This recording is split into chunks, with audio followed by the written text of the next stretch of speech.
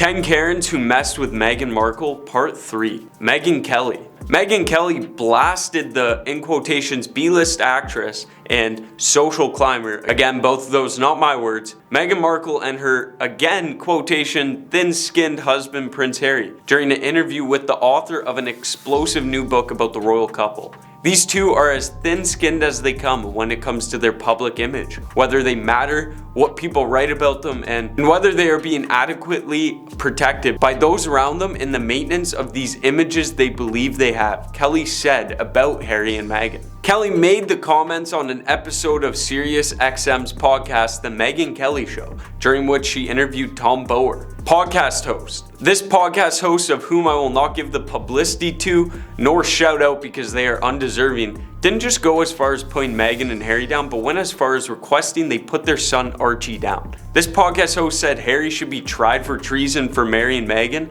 and their son Archie is an abomination and should be put down. A British court has heard the court proceedings reported by the British newspaper The Sun, showing the shocking extreme level of racist incentive targeted at the couple. Prince Harry said earlier this year it was not safe for him or his family to visit the UK without dedicated police protection, and is suing the British government over modifications to his and his family's security rules since they quit working as royal family members. I get if you dislike a person, even hate, but come on, Archie is first off adorable and literally a baby. 83 Twitter accounts. This blew my mind and may blow yours. But a new report has came out from Twitter Analytics Services and reported directly to BuzzFeed News, indicating that around 70% of the negative content directed at Meghan Markle comes from only 83 accounts. The 83 accounts have a combined 187,631 followers. Making matters far more concerning, these accounts do not appear to be bots, according to the report.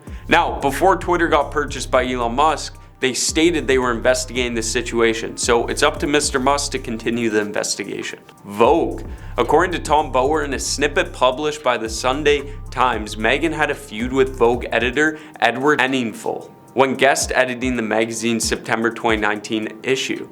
The feud was, according to Tom, over her suggestions for the new issue and its publication schedule. As per the snippet, Meghan left the writers in quotation marks silent exasperation with her input. The staffers thought the contributions were shallow and didn't make sense, the book said, but did not ask for her to explain for the fear of confrontation. It did not give specific examples. This feud went on for a bit, but looks like it's up and gone now and most likely exaggerated. The Times. Yeah, Times Magazine, you're a Karen. Prince Harry opened up about Meghan Markle's heartbreaking reaction to the bullying allegations made against her just days before their sit-down with Oprah Winfrey.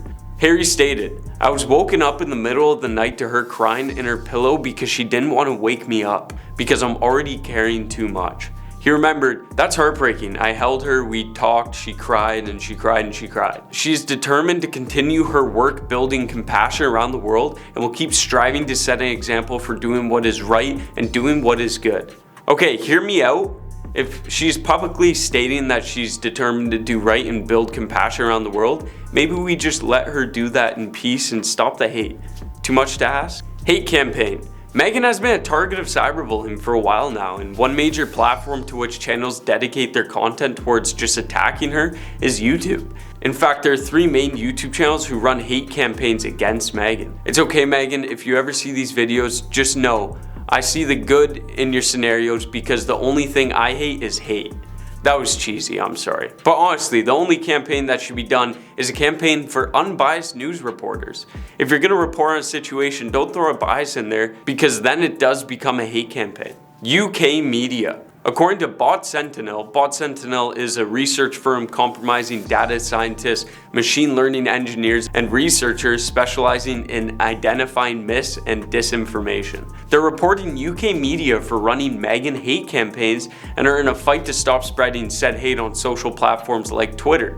Twitter user @StopFundingHate is also at Meghan's defense, and they are actively eliminating the hate. Good for them, they got my follow. Her sister, yet again. Meghan Markle's sister's Twitter account was banned after she tried to evade a previous ban, following reports that she's been harassing the Duchess for years. The decision came after a report from BuzzFeed alleged that Samantha, 57, had used various accounts on Twitter to spread hate and claims against Meghan. Screenshots of now deleted tweets show that @MarkleSammy account claiming Meghan was never pregnant and that her children are not real. Samantha's attorney claims that the account was hacked and that the tweets BuzzFeed published were photoshopped. The Twitter suspension comes after Samantha filed a defamation lawsuit against Meghan over her rags to riches story on Oprah. I have Twitter, never used it, and boy am I glad, because if everyone in the comments got a hold of my Twitter username after sticking up for Meghan, I couldn't imagine the tweets I'd be getting. Her neighborhood. Her new neighborhood wasn't too welcoming, and that's not due to because it's Meghan, thankfully, but due to the constant foot traffic they're worried would come from the couple moving in. There have been no reports to say that the foot traffic has came, but I'm sure like Meghan's lack of privacy, her neighbors would fear the same, to which they stated so. Tom Bowers. From what I've seen, every book, statement, story from Tom has been biased against Meghan, twisting words, adding details that weren't there, and exaggerating events. It's clear that in some way he has a hate towards Meghan. Tom, to which, like I stated before, unbiased reports are good reports. Biased reports are bad because the game of telephone takes one instant and makes it into a whole event. So let's maybe step back and really ask, is Meghan what the media portrays, or is she just so reported on good stories turn bad? After doing so much reading on her situations, I wish her the best and I wish the hate for her to stop. But what do you think? Also, to anyone named Karen that isn't a Karen, my apologies, and to any Karens who are Karens, I mean, if the shoe fits.